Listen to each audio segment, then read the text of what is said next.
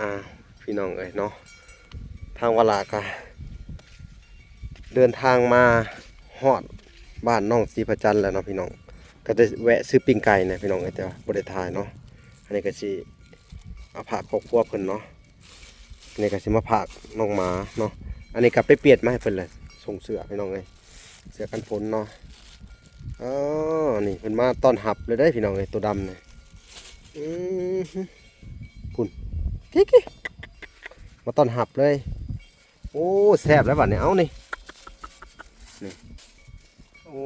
ซื้อมาของมาผักนะผักทั้งเจ้าของคนน้ำแน่นี่ทั้งคนทั้งหมาน้ำแน่นี่เอากินแฮนบ่ได้สบายดีสบายดีโอ้คุณแต่ละคนเนาะสิแล้วละกล้าก็ได้บ่พ่อหน้าซ้ำบ่พ่อให้นี่ซ้ำเนาะบ่พ่อให้โก้ยพี่น้องเอ้ยมันบ่ได้ออกเบิดเจ้าเฮ็ดบ่กล้าเนาะเป็นน้อยนี่มันออกบ่มึงเจ้าต้องอันน่ะใหม่อาคันมีผู้นะมันใส่ก็มันขึ้นออกหมดจะเป็นแบบนี้แหละบ่มีผู้กล้ามันสั่นมันยาวเนาะโดยโอ้กล้าบ่พอพี่น้องเอ้ยถ้าจะได้อยู่ดีมีแฮงเบิดทุกคนโดยอยู่ดีมีแฮงโอ้บ่ได้เข้ามา2 มื้อเนาะโดยทางเข้ามาพี่น้องเอ้ยลำบากอะไรเว้นไปอะไรพูดโค้งไปแหละมันเป็นแบบว่าทางอันเขาไปในดงในป่าแบบเป็นขี้ต้มเป็นลื่นเลยเป็นคลองไปรถตกคลองไปคลองหลึกเพียงศอกไปอ่ะหลกค่ะแล้วก็ขี่รถไปในคลองมันหมื่นเนาะดินมันเป็นดินต้มเนาะมันเลิกไปโอ้ยลำบากอะไรขี้ต้มลำบากอีลีเลยยามนี้ละลำบากที่สุดลำบากเนาะเห็นคนเมื่อวานเนี่ยเพิ่นพาลูกไปห้องหมอเพิ่นว่าไปอันน่ะออกไปบ่าย3จนฮอดฝุ่น5 โมงแรงเพิ่นว่ากับลูกเพิ่นตายลำบากเนาะคนก็ตกเนาะบ่ได้ตกเมื่อวานตกกลางคืนนี่เนาะเมื่อคืนนี่ก็ตกได้เมื่อคืนนี่เนาะเพิ่นได้ชีพจันทร์บ่ได้ไปหาเฮ็ดบ่เดือนนี้ฮะได้หลายบ่ซั่นนี่หาพอได้กินเลยกับพอเนาะมันเฮ็ดออกหลายอีหลีรอสิมื้อเนาะเฮ็ดละงงกันหลายคือเก่าบ่แถวน่ะแถวบ่ทับไปหา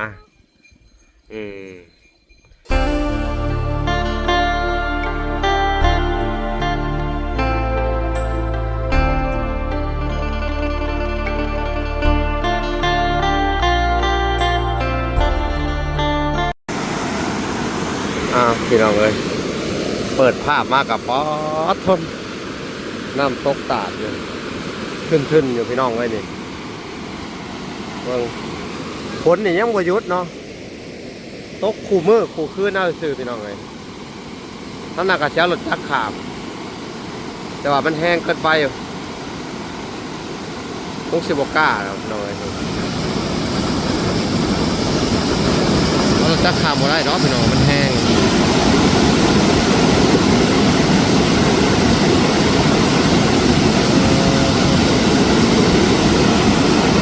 โอเคพี่น้องเอ้ยพอลากอ่ะมึงสภาพแล้วไปบ่ได้พี่น้องเอ้ยปฏิภาณทหารครอบครัวพอลูกหาเนาะลายเกินไปพี่น้องเอ้ยถือว่าฝนตกตลอดมื้อเลยพี่น้องตลอดคืนเลยเนาะน้ำกะหัวแห้งหลายคือเก่าพี่น้องเอ้ยเนาะสถานการณ์นี่สุดยอดเลยพี่น้องเลยก็ถือว่าอันตรายพี่น้องเวลาสิได้ลองขี่รถจักรออกไปพูนโค้งไปพูนพี่น้องเลยเนาะโค้งกลับไปทางพูนอันน่ะทางบนเขาเบ้นพี่น้องเลยสภาพแบบสิโอเคพี่น้องเอ้ยเวลาสิได้อันน่ะไปขี่รถจักรโค้งกลับไปพุ่นดีกว่าพี่น้องเนาะทางไกลทางเปื้อนเนาะพี่น้องลองไปลุยกันพี่น้องเลยโอเคพี่น้องเลยพี่น้องเลยเนาะทางวลากะ เดินทางมาฮอดบ้านน้องศรีประจันทร์แล้วเนาะพี่น้องก็จะแวะซื้อปิ้งไก่นะพี่น้องแต่ว่าบ่ได้ถ่ายเนาะอันนี้ก็สิเอาผักครอบครัวเพิ่นเนาะอันนี้ก็สิมาผักน้องหมาเนาะอันนี้ก็ไปเปลี่ยนมาให้เพิ่นเลยส่งเสื้อพี่น้องเอ้ยเสื้อกันฝนเนาะอ๋อนี่เพิ่นมาต้อนรับเลยได้พี่น้องเอ้ยตัวดำนี่พุ่นกิ๊กมาต้อนรับเลยโอ้แซ่บแล้วบัดนี้เอานี่โอ้ซื้อมาของมาผักนะผักทั้งเจ้าของคนน้ำแน่นี่ทั้งคนทั้งหมาน้ำแน่นี่เอากินแฮนบ่ได้แต่ว่าตัวหนึ่งทั้งเจ้าของหัวตายแล้วพี่น้องไอ้เนาะลำไส้เปื่อยตัวหนึ่งพี่น้องเลยดึงดึงเอาบ่ได้เพิ่นก็ยอมเลยพี่น้องเลยเนาะเพิ่นสิแกะให้เด้อเพิ่นสิแกะให้แกะให้แป๊บนึงแกะแล้วหูกินแล้วนี่ดึงเอาแม่ย่านนี่พี่น้องนี่กินดำกินเนี่ยดึงเอาผัดแกะแล้วบ่เอาเห็นได้บัดเนี่ยเอาแกะเอานี่ดึงเอาข้างหนึ่งฮะดึงไปอันนี้ก็ซื้อมาผากเพื่อนพี่น้องเลยเนาะก็ใส่เงินของทางอันเอื้อยมัดเนาะเอื้อยมัดทุเนาะคือเก่าเนาะพี่น้องเลยเป็นกว่าให้ซื้อเขามาผากมาเนาะแล้วก็เวลาก็ซื้อมาผากอันน่ะคนน้ำแหน่พี่น้องเลยเนาะตัวนี้ก็เอาไว้ให้น้องม้านี่แหละแล้วก็จะให้มันกินจนมันอิ่มไปแล้วเนาะนี่พี่น้องแต่ว่าตัวใหญ่มื้อหน้าได้กินอาหารเฮาที่เวลาซื้อมานะมื้อที่หนึ่งได้กินแล้วหมดเป็นยังมื้อต่อมาพี่น้องเจ้าของมันบอกว่าตายแล้วโอ้มันน่าจะเป็นมะเร็งหมดเลยยังพี่น้องลำไส้เปื่อยเนาะเอานี่เอาอีกนี่ดึงเอาดึงแห้งดึงนะแม่นี่ต้องให้กินนะพี่น้องมึงเอาดึงเอาเราเองเอาดึงเอานี่พี่น้องเลยเดี๋ยวจะให้เจ้าของเพิ่นป้อนเองเนาะนี่แหละงูมาหาเจ้าของเพิ่นก็พุ่นอยู่ไห้อยู่หน้าผู้พี่น้องเลยอยู่เทิงเงียบพุ่นพี่น้องเลยลกกาลกมุงอยู่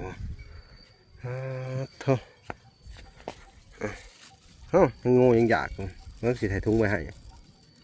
บอกให้ดึงเอากับเอาเบิ่งสิดึงออกให้มันแหลกเสร็จตัวนี้อยากเอาหน้ามือเอาไปกินมันนี่ตัวนี้เชื่อไว้ให้เจ้ากินตัวนี้สิหอยไว้ให้เพิ่นให้เจ้าของเพิ่นเอาให้พี่น้องปุ่นได้กินเลยแซ่บขนาดแล้วว่าปกติมันบ่ค่อยได้กินแบบนี้ดอกพี่น้องอาหารแบบนี้มาพวกนี้ตัวร้ายสิบ่ได้ค่อยได้มีโอกาสได้กินเนาะนี่พี่น้องเดี๋ยวเวลาก็สิเข้าไปติดตามเมืองครอบครัวเพิ่นก่อนพี่น้องลูกกาดำไห้ดำนาคือเก่าพี่น้อง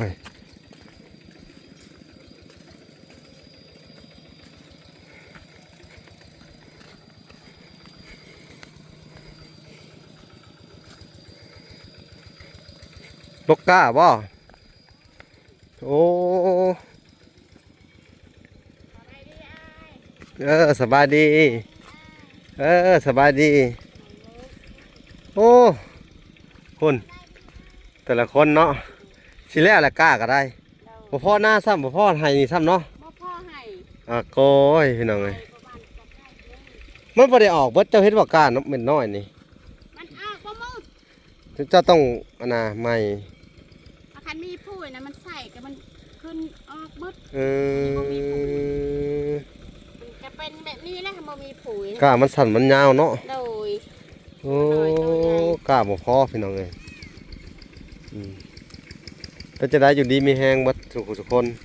โดย อยู่ดีมีแฮง โอ้บ่ได้เข้ามา2 มื้อเนาะ โดย ทางเข้ามาพี่น้องเอ้ยลำบากอะไรเว้นไปอะไรพูดโค้งไปแหละมันเป็นแบบว่าทางอันเข้าไปในดงในป่าแบบว่าเป็นขี้ต้มเป็นลื่นเลยเป็นคลองไปรถตกคลองไปคลองลึกเพียงศอกไปอ่ะ อ๋อ ลกค่ะ แม่นอะ แล้วก็ขี่รถไปในคลองอู้มันหมื่นเนาะมันดินมันเป็นดินต้มเนาะมันเลิกไปโอ้ยลำบากอะไรขี้ต้ม ลำบากอีหลีน้อย อ๋อย ามนี้ละลำบากที่สุด ลำบากเนาะ แม่น เห็นคนเมื่อวานเนี่ยเพิ่นพาลูกไปห้องหมอเพิ่นว่าไปอันน่ะออกไปบ่าย3จนฮอดฝุ่น5 โมง แม่น 5 โมงแรงอ๋อเพิ่นว่าเกือบลูกเพิ่นตายลำบากเนาะ คนก็ตกเนาะบ่บ่ได้ตกเมื่อวานตกกลางคืนนี่เนาะ เมื่อคืนนี่ก็ตกได้เมื่อคืนนี่เนาะ เมื่อวานนี่ไม่ได้ตก เออพี่น้องเอ้ย มัน พุ่น ไม่ได้ตกกลางวันอะ กล้าทุเจ้าไก่มันกินน่ะมันบ่พอนอนไก่กินนี่แหละทุเจ้าบ่ตกใหม่ยังหลายให้เติบแล้วนี่เนาะกล้าบ่พอหน้าพี่น้องเอ้ยกล้าได้เพิ่นนี่นี่ทางน้องสีประจันทร์เพิ่นได้สีประจันทร์บ่ได้ไปหาเฮ็ดบ่เดือนนี้ฮะได้หลายบ่ท่านนี่หาพอได้กินแล้วก็พอเนาะมันเฮ็ดออกหลายอีหลีรอสิมื้อเนาะเฮ็ดแล้วงงกันหลายคือเก่าบ่แถวน่ะแถวบ่ทับไปหาเขาว่าลกกาแล้วพาไปหาเฮ็ดน่ะเด้อพี่น้องเอ้ยอยากไปเบิ่งเฮ็ดอีกมื้อหน้าแบตเบิดก่อนพี่น้องเอ้ยก็เลยสิไปเบิ่งอันน่ะบอยมันออกแท้ๆเนาะมื้อหน้ามันกำลังออกเนาะพี่น้องเอ้ยแถวป่าต้นนี้แหละพี่น้องป่าต้นนี้แหละไปน้องลุยมื้อนี้สิปิ้งไก่มาผักเด้อมื้อนี้เด้อพากันกินข้าวแล้วบ่นี่กินกับหยังน่ะโอ้เฮ็ดบ่ได้อึดบ่ได้อยากเนาะทำสิกินไปหาบ่มื้อเช้านี่แล้วพาอ้ายไปหาเด้อกล้าสิเพิ่นก็บ่พอหน้าต้องตกใหม่พี่น้องเอ้ยโธ่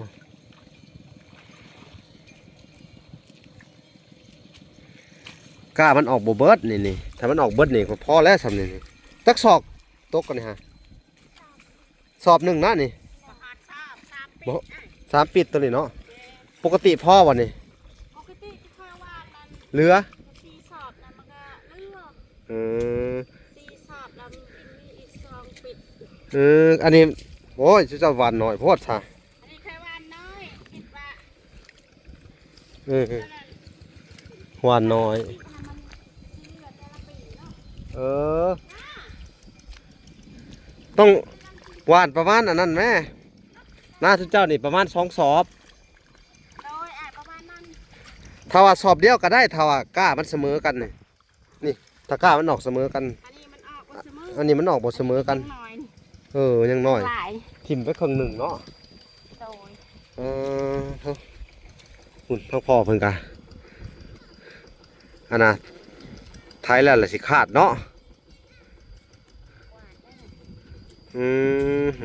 สิดำนาเจ้าของเองบ่หามันนี่ โดย ให้เทียนอันน่ะ โดย ผู้ใหญ่เพิ่นซื้อให้หันบ่ โดย มันจะคลองเองว่าได้ไปใส่ เนาะ โดยจะเห็ดให้แล้วของตัวเองละอันนั้นก็ถ้าเบิ่งจะซอยน้องอีก ไปหาซอยเขาอีกเนาะ โดย อ ซอยน้องแล้วแหละท่านถ้ากาน้องเคยเลือกสิเอากาน้องข่อยนะ ดีกระตกเผื่อไว้เนาะจัดเผื่อของเขาบ่เหลือเนาะ โดย นี่พี่น้องมาฮอดกับมาเบิ่งซะเพิ่นลกกะลกมุ่งคือเก่าพี่น้องเอ้ยเนาะคือตอนนี้ก็ฤดูกาลนี่ก็ต้องเฮ็ดไร่เฮ็ดนาคือเก่าเนาะ โดย ถ้าบ่เฮ็ดก็บ่ได้ โอ้ยพุ่นพี่น้องเอ้ยลูกเพิ่นมาแล้วแอวเลยพี่น้องเอ้ยเนาะ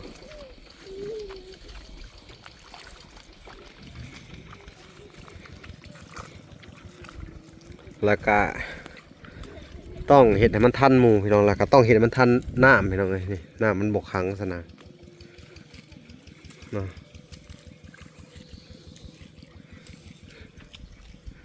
นี่พี่น้องเลยว่ากันแรกๆก็ว่าสิเอาไม้มาให้เพิ่นนั่นแหละพี่น้องเอ้ยกับผักกาดจาด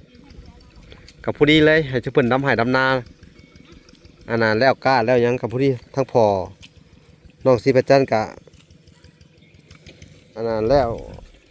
หน้าโต๊ะที่ให้มันเบิดกล้าก่อนเนาะเวลาการสิซื้อเขามาพอดีเพราะว่าตอนนี้มันเอาเข้ามาบ่ได้พี่น้องเอ้ยถ้างั้นไม่น้ำกันไหลแห้งอะไรพี่น้องแต่ว่าทางลัดนี่สิบ่ไปอีกแล้วลาบแล้วพี่น้องเอ้ยรอให้น้ำมันบกคักก่อนบกสำเก่าก่อนจะสิมาใหม่อีก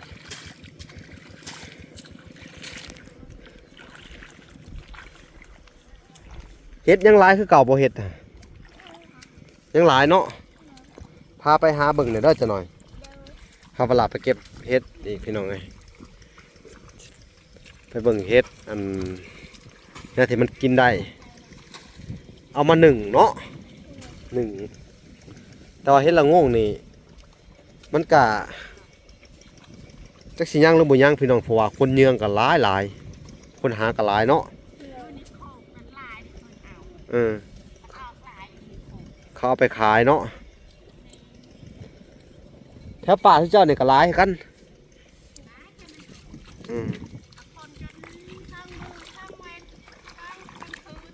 เออเขาไปหาทั้งก็เป็นทางคืนกับเนื่องเอาได้พี่น้องเลยเขาเฮ็ดหาไปขายพุ่นเฮ็ดหาไปเต้นอยู่ตลาดพุ่นตลาดเจ็ดซุ้มพุ่นเขาแก่ไปห้วยมันเป็น10-20 รถพุ่นวะเขาแก่เฮ็ดเราโงกครับพี่น้องเลยเอาเทน่ะโคกอันนั้นนายจะกล้องนั่นไงโอ้โคกท่านแหละเขามาขายแม่นแหละโคกขนาดเขามาขายหลายพี่น้องเลยอะไรเมื่อเช้านี่เขากับพอกินโอ้แท้นี่ไปหากันยังพอกินเนาะโดยได้จากโลเท่านี่ไม่ได้ขายอ่ะกินก้าวได้ฮอต2-3 โลบ่ได้ประมาณนั้นกินขายมันกะถือแน่แมนเดี๋ยวนี้มันโลเท่าไหร่โลละ30โล30หนึ่งพี่น้องเลยนี่เมื่อเช้านี่ก็อ้ายไปบ้านใหญ่นั่นก็มาขอก็เลยให้เพิ่นโลนึงอ้ายที่อันนั้น64หั่นนะโอ้64นะก็แบ่งให้เพิ่นแน่มาเช้าไปกินแน่เลยเพิ่นก็ดำนามีเวลาไปหาโดโอ้นาติกับจุดจ้าเนี่ยเขาดำเลยเนาะตอนนี้เนาะคนในบ้านเนี่ยเนาะ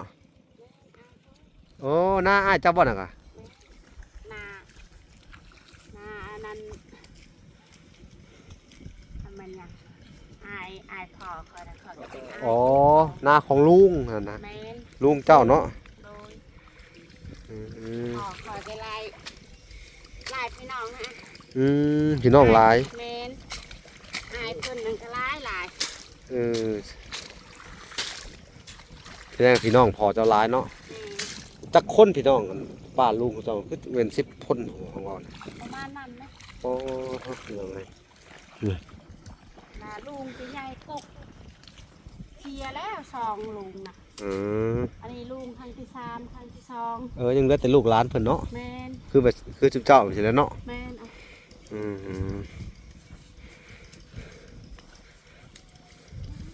เบิ่งชาวปิ้งไก่มาให้ก่อนเด้อพี่น้องเอ้ยแต่ว่าถ้าว่ากินข้าวเที่ยงวันนี้กินแล้วข้าวเที่ยงก็กินเลยเร็วบ่ายเลยเนาะพี่น้องเอ้ยกินข้าวเที่ยงก็ลงมายังไม่ทันกินข้าวกินแล้วเฮามากินแล้วกันมาบักดำนะพี่น้องเอ้ยเดี๋ยวสิเอาหน่อมาให้เพิ่นก่อนปิ้งไก่พี่น้องเอ้ยตัดภาพมาดำน้อยนี่โอ้ยแล่นน้ำหลังอีกกินเบิดแล้วให้ไปบางหันสงสัยต้องให้เพิ่นเบิดเลยแหละพี่น้องอันนี้เอาสิให้ทั้งหีบเลยบัดนี้เด้อเอาไปบัดนี้คาดทั้งหีบเลยขับเอาแล้วแม่ขับนะแม่ขับไปอย่างละบาทเลยเอาไปกิน ไปแล้วบาทนี่ได้ทั้งหีบเอาไปให้เจ้าของมาจากไหนเฮ้ยหมาใหญ่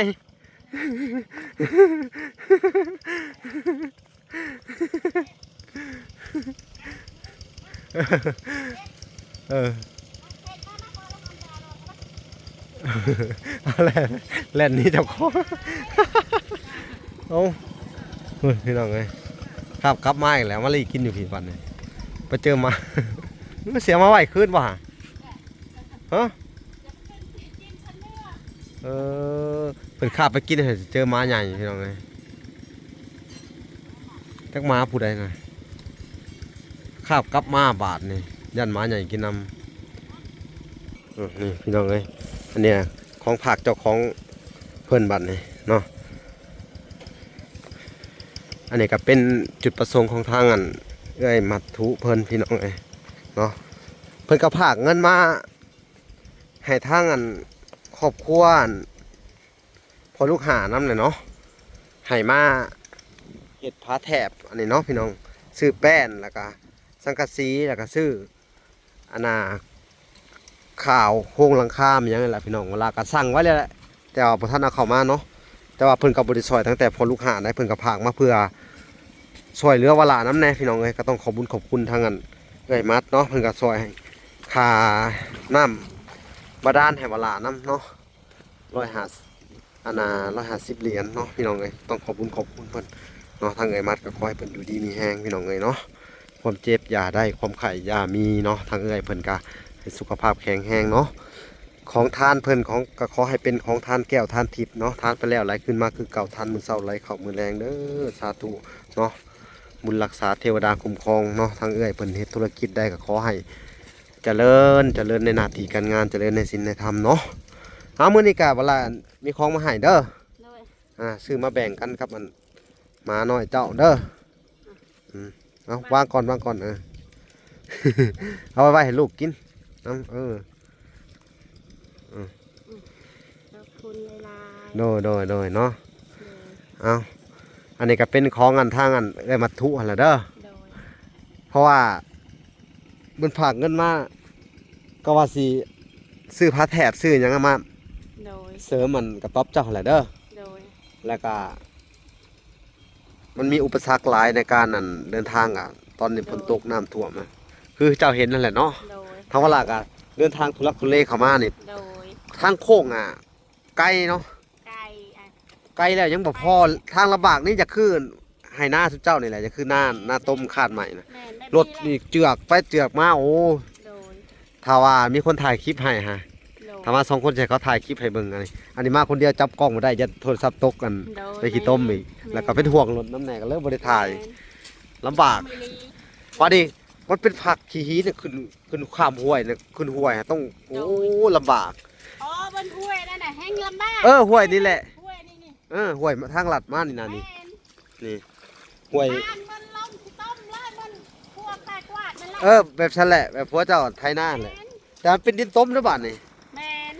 เขามาสมงอันน่ะก็กลัวเกือบ2 ชั่วโมงมาฮอดพี่นี่พี่น้องเลยนี่แหละลำบากที่สุดเลยอ้ายเอ้ยเนาะแม่นบ้านสุดเจ้านี่ลำบากอะไรลำบากทางบ่ดีพี่น้องเลยฝนตกกันเฮ็ดครัวกับเฮ็ดครัวสู้ก็ยังใครแน่นี่เฮ็ดหัวจอมนี่ก็ยังคือเก่าคันที่น้ำเนาะยามพ่นแบบนี้ก็ลำบากคือเก่าไปว่าแต่มันเป็ดครัวเหมือนครัวหัวจอมนี่ก็ใครแน่มันสูงยังก็ไปได้เนาะ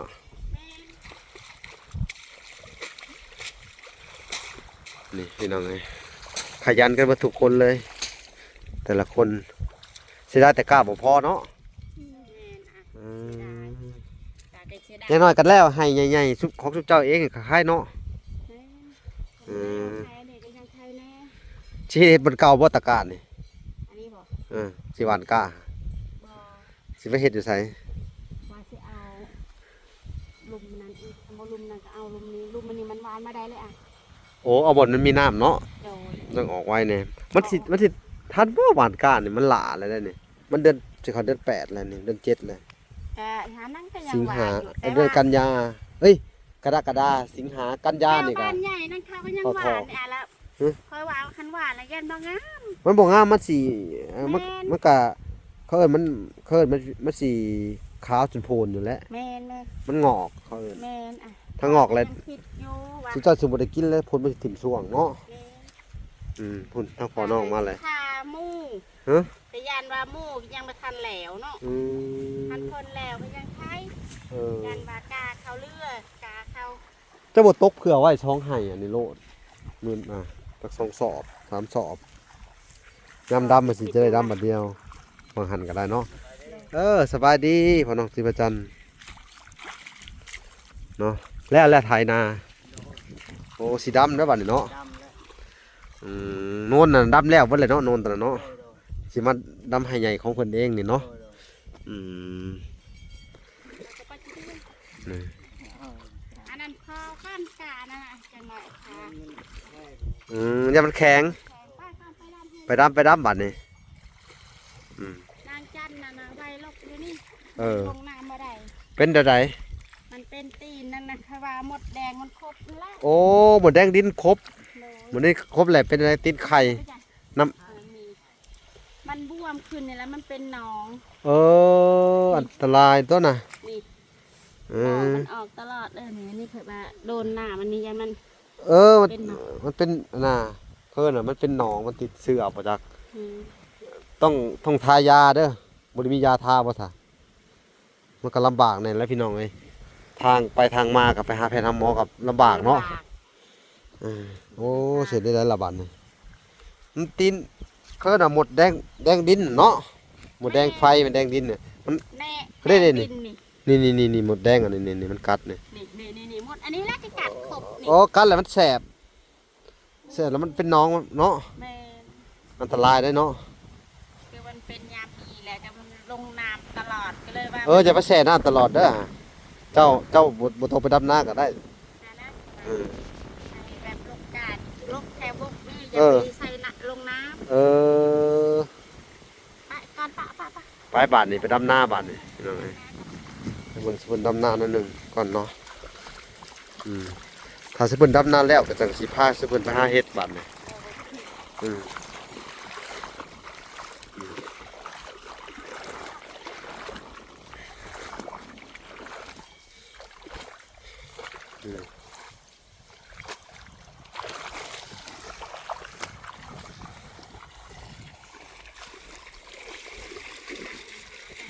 สิได้กล้าเพิ่นบ่พอพี่น้องเอ้ยไปเบิ่งสิเพิ่นดำให้ดำนาก่อนบาทนี่พี่น้องเอ้ย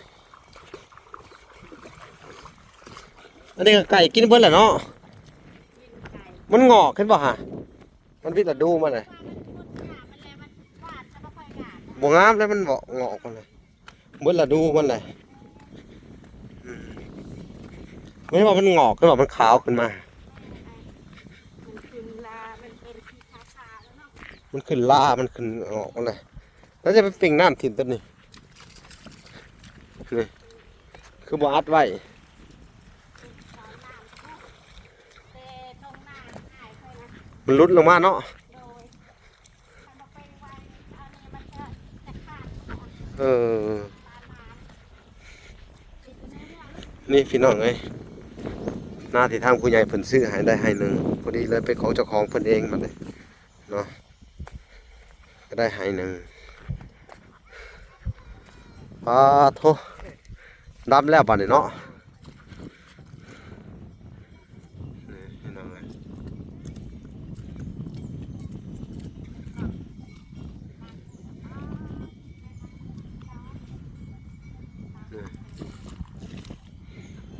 ดำน้องเลยน้องซุยจะเบะแล้วจะเบะแล้ว ปัตตานีน้ำบ่พอได้จังหน่อยเนาะ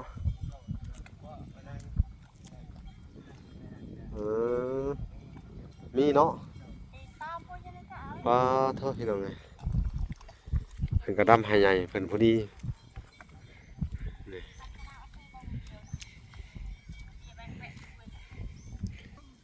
อืม ตาสร้างนะ นี่พี่น้องไงอันนี้ก็ตามมาได้กินเลยนี่พี่น้องไง จะบะบีนะ นี่ ให้เอาลูก มาดำเนี่ยก็ตามมาตลอดได้กินน้ำเลยหู้แล้วบัดนี้ เห็นหน้าบ่ได้เลยพี่น้องต้องแกงหางใส่เนาะ แม่น โอ้ลูกชายอันไปเอาอัน ไปเอาน้องลูกเพิ่น โอ้ไปเอาหลาน แม่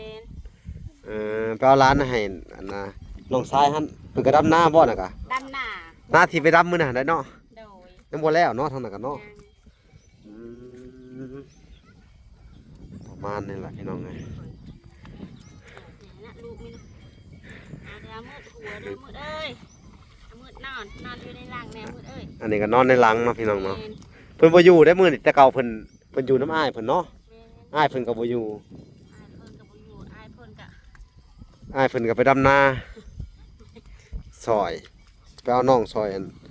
ทั้งพี่น้องอีกพี่น้องเอ้ยปกติมาแต่เถื่อเพิ่นไปลินน้ำอยู่พุ่นเนาะ ไม่